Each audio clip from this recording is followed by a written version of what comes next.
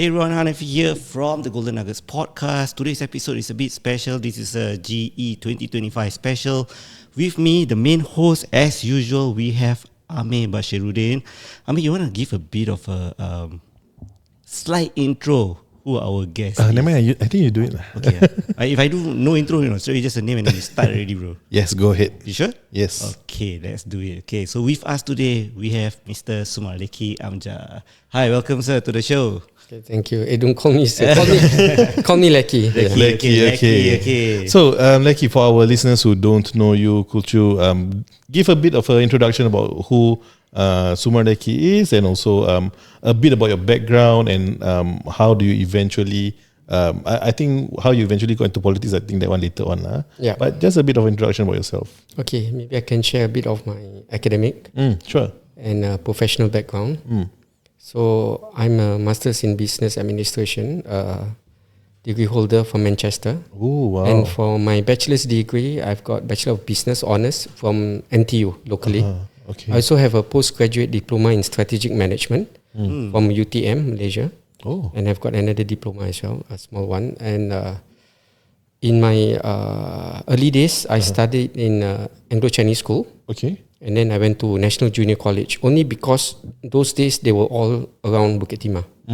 Yeah, so that's the most convenient schools for me to attend to. Okay. Right, and then in army, I managed to be an officer. That means I serve as a platoon commander. No, during my national service. So I went to OCS, Officer Cadet School, which I think is a good exposure in terms of leadership.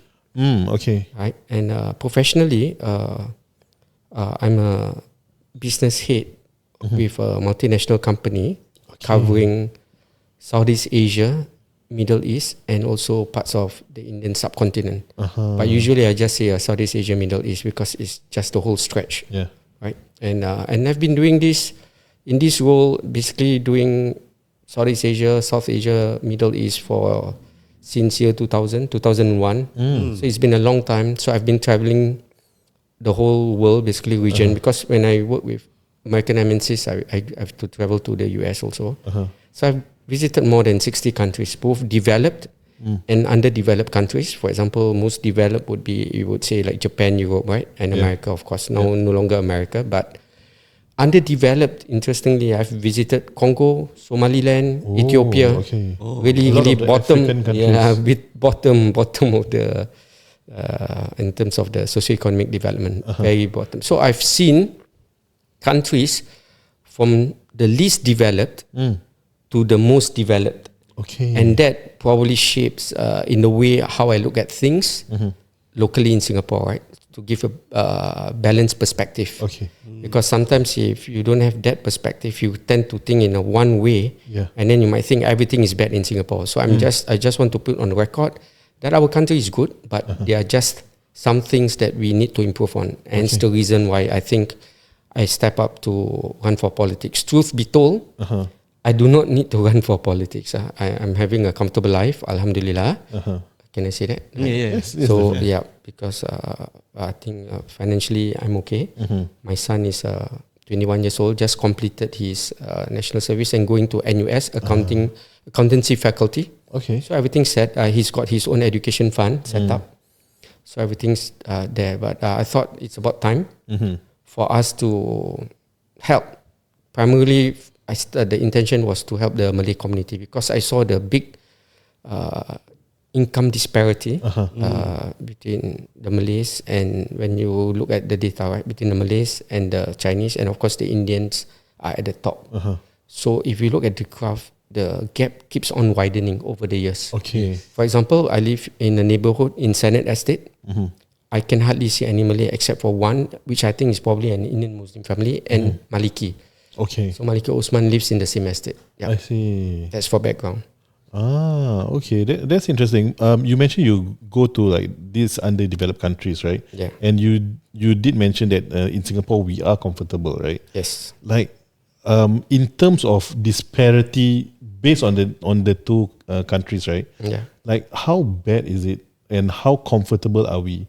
Because everybody keeps saying that Singaporeans are rich, but I think you understand that the sensing from the ground. Yeah. We don't feel that we are actually well-to-do or wealthy. Like, yes, we are comfortable. We definitely have shelter above our head, but I think a lot of people are really living paycheck to paycheck. Is that also the case for countries that are, socio-economically low?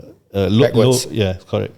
Yeah, so no, actually you cannot compare that way. It's just that for a person who has traveled globally, it's just to put the minimum and the maximum, right? The two extremes.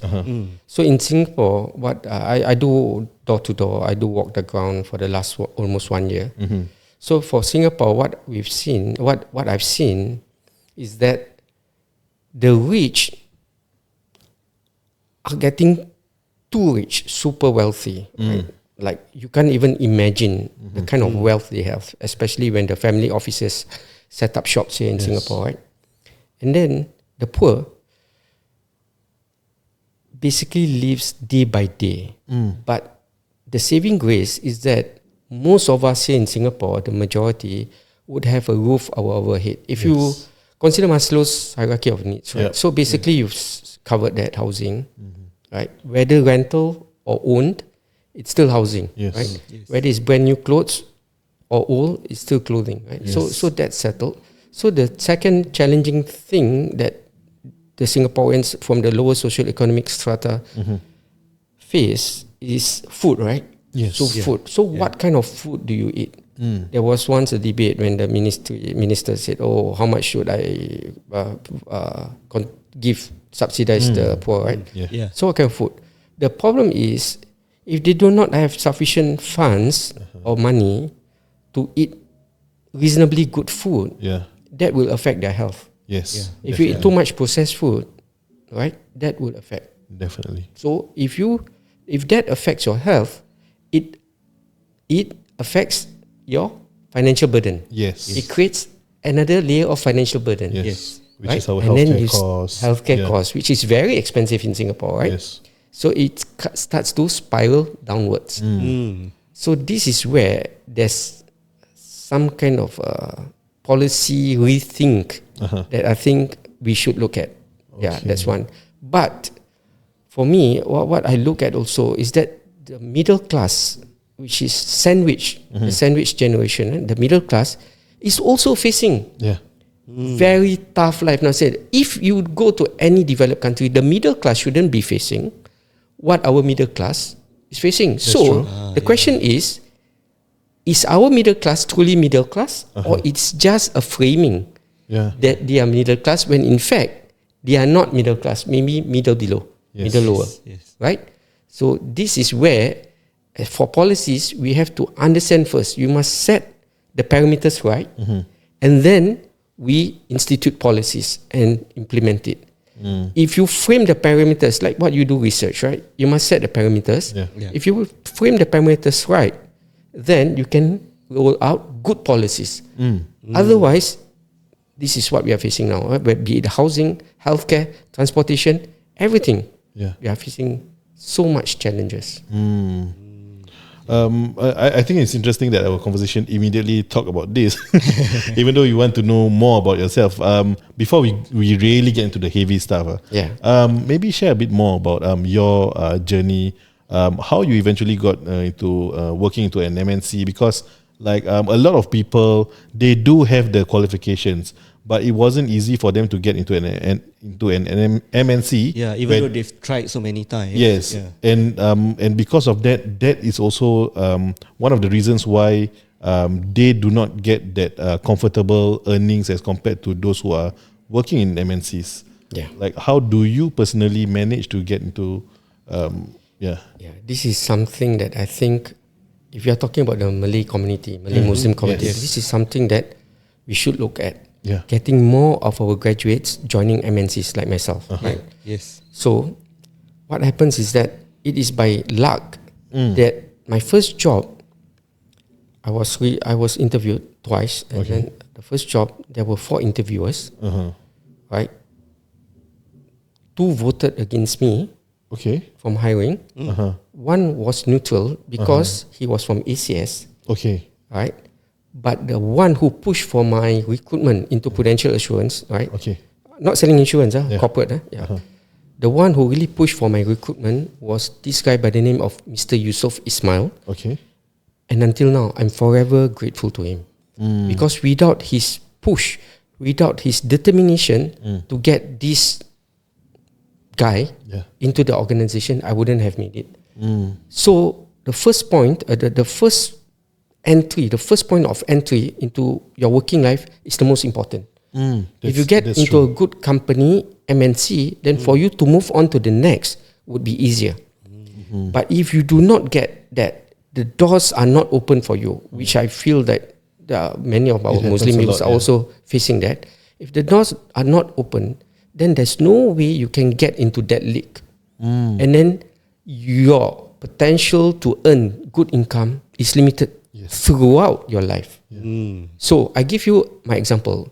Okay, this is just to share so that people understand where I'm coming from.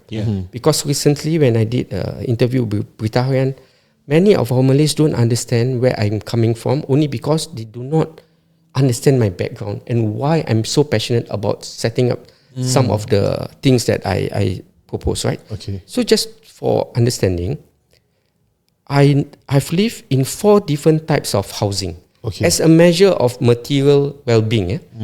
Right? Nothing to do with anything because we need to get the framing right? Yes. Okay. I've lived in the kampong. 15 years of my life. I live in HDB, another 16 years of my life. I live in condo, another 16 or 20 years of my life, and I live in landed now. So what I'm trying to say is that I've moved up the ladder in terms of housing. From kampong to HDB to condo in District 10, and then landed. So this is a progression in terms of our livelihood. Why? This can be accorded only because I was fortunate to get the first job in an MNC. Because my income keeps on increasing. But if our Malay society, people, right, Malay Muslims, do not get that opportunity, they will never be able to get up that within that period of time, right? So this is what I'm saying. The reason, if I can venture a bit, the reason why I went into politics, it all started out because I wanted to set up an NGO in 2013 together with 9 other guys called Equal Opportunities for Singaporeans. You get what I mean? Equal opportunities focusing on jobs. Because me, having experienced the benefit of working in big companies, right? I wanted to have our fellow Malays, Muslims, have the benefit of getting into MNCs. So we were thinking of trying to do lobbying and all that. So many sorts of things. But unfortunately, it was not approved for reasons unclear. Why? Right? So it is a bit odd. So I mean, if you're not comfortable to answer this, it's okay. But this is from my point of view. I really feel it's because it is because of the color of our skin. That's the reason why certain opportunities are not really, like presented to us as compared to our counterparts. Okay, okay. The NGO was called, we name it, Equal Opportunity for Singaporeans. And in our mandate, it is for all Singaporeans, regardless of race. Because if you're poor, you're poor. It has got nothing to do with your race. We are all Singaporeans, right? One Singapore. So that shouldn't be the case because we presented it as for all Singaporeans. But maybe, right? I do not know. It's been some time back, more than 10 years back. Maybe because the composition of the 10 of us, coincidentally, we were all Malays. Right? So there is that stigma when people were to look at it and they will think that it is a Malay NGO. I cannot comment on that because like what I said, right? Our positioning was clear. It was for all Singaporeans. And I believe in this because I grew up, in ACS, Anglo-Chinese school, mainly Chinese, right? In my whole cohort, only 9 Malays. And when I went to NJC, a bit more, 20 Malays around there. So OCS 4 Malays. Back then. In NTU, my business course was 6 Malays. So I don't believe in the racial categorization or whatever, right? Okay. But maybe many in our community believes that happen. I'm not saying, I'm not denying that, of course. but I'm not saying that that's the case. Because if you look at charities, regardless of race, language or religion, people donate across different races. No issue across different religions. I have a Buddhist friend who donates to a Muslim orphanage and vice versa, right? So maybe we should relook at this, right? Why is that so? And if it is, then we should have an open discussion, ask for the Minister of Muslim Affairs to look into this, right? But it's not within my purview at this point, because my objective, my motivation is only to get more people from the lower socio-economic class get into good jobs. So, I mean, talking about that, right? Because if we were talking about policies and all, it is a bit too late, right? But how does one actually create opportunity for themselves to be able to be sellable to these big corporations that can eventually pay them better? Okay, it is not within the capacity of any individual to be able to package and market himself to these big corporations. It's beyond, because if you come from a certain socio-economic background, right? Maybe your presentation, the way you look, different. Right? The way you dress, different. The way you speak, different. Right? So it's not easy. So that's why what I'm saying is that this is a societal issue that we have to look at it holistically. You cannot expect a 22, 23, 4 years old boy or girl to be able to understand all this. Somebody with the relevant experience, background, like myself, who can help in terms of formulating whatever help that we can dish out to our community. This is something that I see is lacking in our Malay Muslim leadership. Right? So, but what I see, the silver lining that I see is that because of the lack of opportunities of our community in such big corporations, because of the glass door, it's not the glass ceiling. Glass ceiling is only when you are inside, then you cannot achieve that level. The glass door, it appears that as if you can get into that company, but actually there's a door, barrier, the glass door, right? Okay. So what I see, civil learning, because not many opportunities are presented to our youth, to our young adults. Some of them have ventured into business, which I totally welcome. The best social leveler, right? The best social leveler is actually entrepreneurship, right? Entrepreneurship, business. If our community can actually bring up, right, get more young people to engage and to engage in enterprises, right, to set up businesses, this would be a good social leveler without getting the help from the government. So this is outside policy, right? But of course, businesses like both of you, you're businessmen, there are challenges. That's why we still cannot ignore, right? Cannot ignore to the possibility of giving employment opportunities for our youth in those multinational corporations. And I see this because I've given you the background that how I've moved up the ladder from kampong to landed house, right? So not for bragging, I'm just saying that to frame it, because it is a steep climb within a short period, right? So this is something that we really have to look at. Do you think that your upbringing, your parents, whatever they impart towards you, one of the main reasons why you can eventually get into a good school and all? Because I think this is one issue that a lot of people of our community also face, right? Like, for example, my parents were not in business, so they cannot like advise me in terms of how to actually run a business. So there are a lot of things that our parents are not aware of us to be able to leverage on this specific knowledge to to climb that steep step that you actually mentioned? Okay. So firstly, I think family upbringing is important, but not it's not everything, right? It's important. I think I'm fortunate because my mother was an ustazah before she got married. So in terms of the religious teaching, in terms of the discipline, it was instilled upon me, right? Very closely, very nurturing because of the religious background, and I'm glad for that. My father's biggest contribution, because he's got a very good social network. He was mixing with the Caucasians of that time. You know, he's talking about 70s, right? Yeah. Where hardly any Malays mixed with Caucasians. He did. And he was mixing with Chinese and all that. So his decision to put me into Anglo-Chinese school changed my mindset.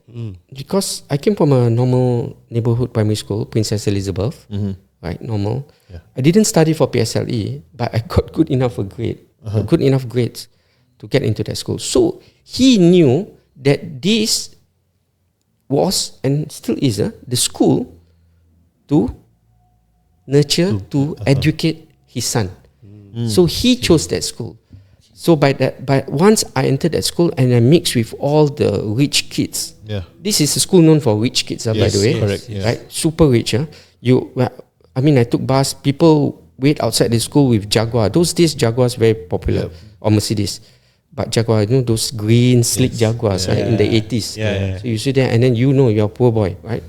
So this is but when you start mingling and mixing, right, and when you're kids, people don't really care where you come from, right? As long as from the same class, you talk, same activities, fine. Yeah. So that when we get to start forming our mindset. So mindset is important. By the time O level, I knew where I wanted to go. I knew what I wanted to do. Everything's set. The other thing is, of course, language. Language is very important, right? So what I think is interesting to share about me is that I was thinking in Malay for the first 15 years of my life. Okay. Right? So in Sec 3, I realized, because from Sec 2 to Sec 3, I was from a middle class. When I went into Sec 3, because there's so-called of streaming, right? I went into arts class, which was a lousy class. So I realized, what's my weakness? I looked my English. Okay. So what I decided to do in secondary 3 is to change my thinking from Malay to English. Okay. So from Sec 3 onwards, my mind always thinking in English. Then that's when I started to gain fluency and eloquence in the language on my own. Okay. Yeah. So this is important. What does it show? It shows the strength of the mind. So this is what I want our youth, our Malay youth, Muslim youth, to be able to exercise the strength of your mind. You must be determined, right? You must be focused, and you must be committed to whatever you do. And with that, with those attributes, you can succeed whether you're in MNC or whatever you do, or in business, you can, inshallah. Interesting. Yeah, that's why. Because it's very rare to see a fellow Malay community member who actually goes through ACS, all these big schools, because when we talk about the alumni with ACS, right, everybody in ACS will tend to know everybody in ACS. And that is also something that will help them propel in terms of their business, their career, because when, like just now you mentioned, there were 4 people who interviewed you. One of them who was from ACS had to be neutral. Had to be neutral. Right? The other 2 outright rejection. Yes, correct. I don't mention race, but yeah. Yeah, and he had to be neutral because people actually know how strong it is, the community. You caught it, Yeah. I purposely threw it to see whether you caught it. At least neutral. So what I'm saying is that even with alumni, it was only neutral. Yeah. Not even a positive. But Mr. Yusof Ismail was the positive and pushed for it. Otherwise, I could have been any other working class Singaporean. Not that working class is bad, but I'm saying it's the norm. It's the norm. We must to get some people out of this so that they can lead the community.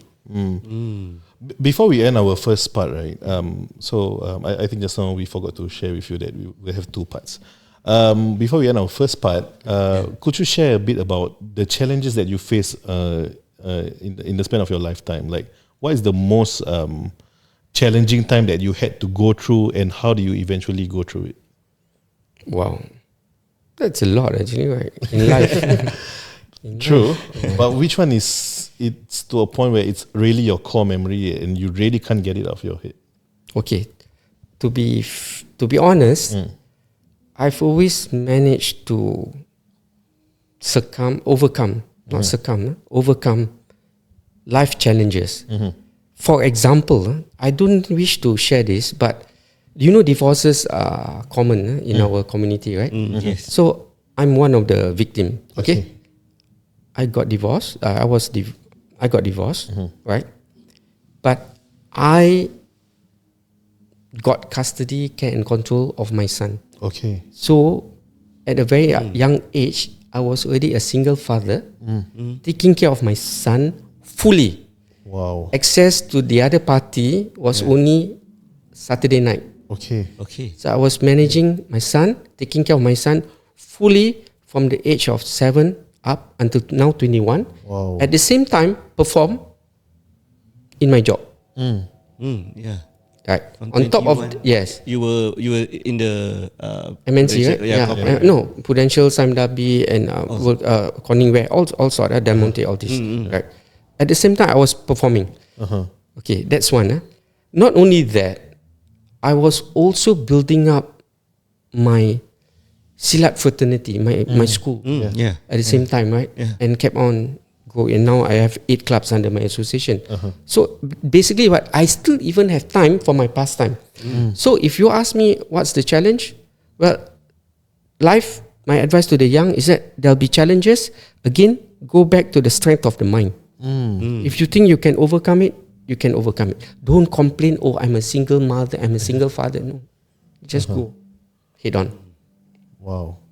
I mean, like me and my wife, alhamdulillah, we are still together. We have 3 kids, alhamdulillah. But we are struggling. You know, as a unit, both of us, we are struggling because we want to, like for me, I'm starting up this business. And then for my wife, she's also focusing on her career. At the same time, we need to focus on the kids. It's really difficult to juggle. Yeah. So, like, I understand it's really about mindset because for me, I'm also pro self-development, really sharpening our mindset every single day.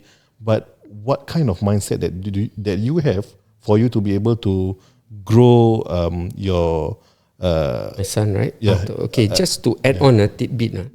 My son also went to ACS and NGC. So that means a single father was also nurturing the son yes. in a good way. And now he's going to go into accountancy in NUS, which the GPA must be quite high, right? Yeah. So, well, like what I said, right? Still, I mean, this is a very deep question to answer. But again, the mind, you have to train it from a very young age. So what happened is that also, if you learn martial arts, right? Any martial arts, or maybe other skills too, it first trains your focus. Okay. Okay. Yeah. Then your mind. So that's where the inner strength comes in. Of course, religion. Okay. Yeah. Okay. I'm so glad you actually said that because I had one last question before you transition to part 2. Yeah. And my question that I wanted to ask you was with silat and scuba diving, what have those things taught you in terms of like leadership or discipline? Okay. But I think you already shared like Yes. focus. Do you Yeah. have anything to add on to that? Okay, before the scuba diving, like what I've told Straits Times, which now becomes the silat becomes a meme, right? Yeah, The silat scuba diving, it was just me trying to use my mind control again to overcome my fear of deep waters. Oh. I fear deep waters. Even sometimes up until adult age, when I shower, right, sometimes I get fearful. Oh, okay. Oh, Yes, Really? I'm afraid of water, but when it's just sometimes I just go berserk. But more so, I was afraid of deep waters. Deep water. So, Okay. in order to overcome that, Yes. I took up scuba diving. Oh, the mind can overcome anything. Yes, this is what I'm trying to say, and this is what our youth in Singapore, especially from our community, Yeah. should learn. Because if you face a glass door, find every single way to break through it. Don't resign to fate. No. Right? So, setting up businesses is a very good thing for our youth, for our young adults, and I really, really encourage. Wow, okay, so I think we've gathered quite a lot of golden nuggets today. Right, I mean? Yes, yeah. definitely. So I think right now we're going to transition to part 2. Yes. See you guys in the next part if you guys want to find out more about how he transitioned from corporate life into politics. Yes, and also we're going to touch a bit about the manifesto that PSP actually has. Yeah. Yeah. See you guys in the next one. Bye-bye.